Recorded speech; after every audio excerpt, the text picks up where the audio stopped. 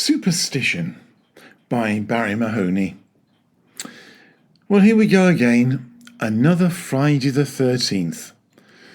I really am fed up with reading what all the doom mongers have to say about the likelihood of disaster on this unlucky day. It reminds me of an event a few weeks ago when a weird religious sect that takes the book of Revelations literally busily promoted the idea that the world was about to end on the 21st of September. How disappointed they must have been on the 22nd of September. I just hope that they gave some serious thought to those unfortunate believers who had committed suicide in order to avoid the big event, or those that had blown all their savings a few weeks before, as they couldn't take their savings with them. Such foolish predictions are not only dangerous lies, but are very cruel for many decent and trusting people. What is it about the human psyche that loves the idea of disaster, terror and fear? Don't we have enough real events to terrorize us all? Do we really need any more demons than Donald Trump, global warming, Islamic terrorism, war, to successfully chill us to the marrow? We'll shortly have another fiesta, nowadays frantically celebrated in Spain as well as in many parts of the world. This event is, of course, Halloween, which I personally detest.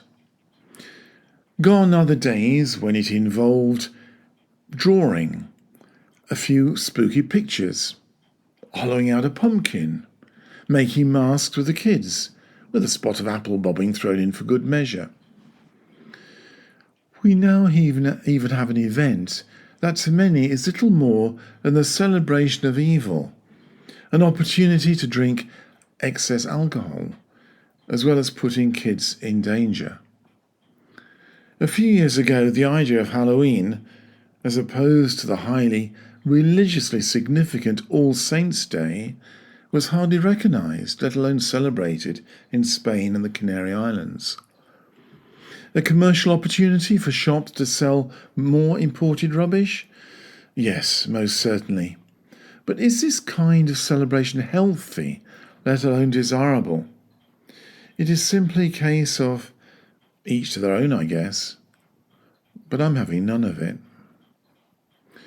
In Spain and the Canary Islands, you won't find locals drawing their blinds and running away from black cats. It's actually Tuesday the 13th that is considered to be unlucky, since Tuesday is said to be dominated by Ares, the Greek god of war, who gave his name to the Spanish word for Tuesday, which is martes. The old Spanish proverb proclaims, "On Tuesday, don't get married, embark on a journey, or move away." There are also a few more Spanish superstitions that the cautious expat should be aware of, including putting a hat on a bed that will bring bad luck.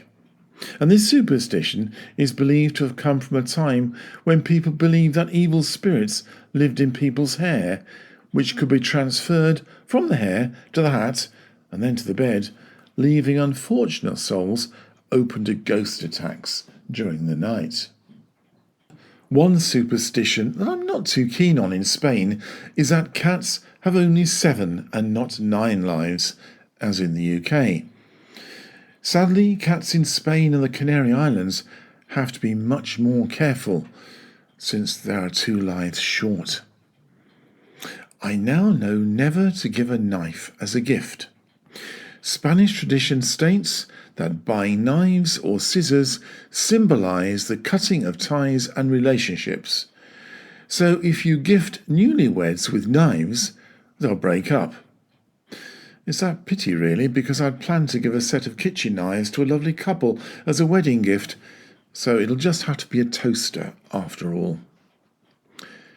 Many fans of amateur dramatics in the UK tell their actor friends to break a leg, but in Spain it's a bit different. Instead, you must wish that person mucha miada, or lots of shit. I shudder to think what the origin of this one is, but I do have a very vivid imagination, so if anyone knows the origin of this one, please do let me know. Have you noticed that many homes in Spain and the Canary Islands have cactus on windowsills or placed strategically in their homes? It is believed that spiky green cactus can ward away evil spirits, so a nice prickly cactus might make an appropriate housewarming gift. Always be careful when brushing, because you must never sweep the feet of a single woman. If you do, she'll never get married and will hate you forever. Now, fancy getting your own back on someone? That's easy. Just buy them yellow clothes. After all, yellow represents sulphur and the devil, and it's sure to bring them lots of bad luck. Getting ready for Christmas and the New Year? Well, don't forget to eat 12 grapes in rapid succession on the stroke of midnight on New Year's Eve. Spanish people reckon that wearing red underwear also helps to bring them good luck, so I must remember to pick up some red undies when next in Marks & Spencer. By the way, just a tip when eating grapes. Please go seedless. I still recall a very unfortunate incident with someone who choked to death on the 7th grape. There really wasn't too much luck involved for him, but maybe he wasn't wearing red underwear. I didn't ask. I let readers into a little secret, which may explain a little of my aversion to disaster planning and days that are meant to be unlucky. I was born on Friday the 13th at around 1300 hours. Thanks to my mother's considerable efforts to destroy the myth of Unlucky 13, I was taught that Friday the 13th is my special day when good things happen. With one or two notable exceptions, and I won't bore you with the details, this has mostly been the case. Friday the 13th is always a good day for me when good things usually happen. I guess it's a state of mind. I adore black cats. I will happily walk under ladders and never throw spilled salt over my left, or is it right, shoulder. I have no time for superstition or the Book of Revelations.